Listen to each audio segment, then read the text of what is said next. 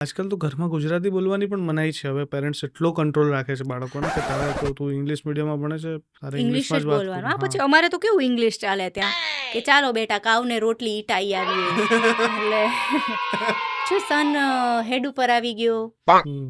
હવે વેકઅપી જાઓ અને શાકવાળા જ સાથે હવે તો ઇંગ્લિશમાં વાતો કરે છે ને, સ્ટેટસ ગણાય હમ.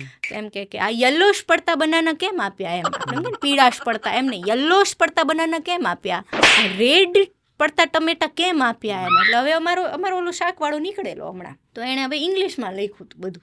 શાકવાળાનું ઇંગ્લિશ કેવું, એણે લખ્યું યલો ટમેટા, હમ. સોરી રેડ ટમેટા રેડ ટમેટા ને યલો બનાના ને ગ્રીન મરચા ને એમાં ઓળાના રીંગણા હતા. તેણે લખ્યું ઓલાના રીંગણા. મારા બાજુવાળા બેન નીકળાય કે આ ઓલાના રીંગણા છે તો ઉબેરના રીંગણા ક્યારે આવશે હવે. તો ઇંગ્લિશનો વિરોધ જ નથી, પણ મને એવી ખબર પડે છે કે ઇંગ્લિશ બહુ ઇઝી લેંગ્વેજ છે, પણ જો ગુજરાતી તમને આવડે છે ને તો બીજી બધી લેંગ્વેજ તમને બહુ ઇઝીલી આવડી જશે.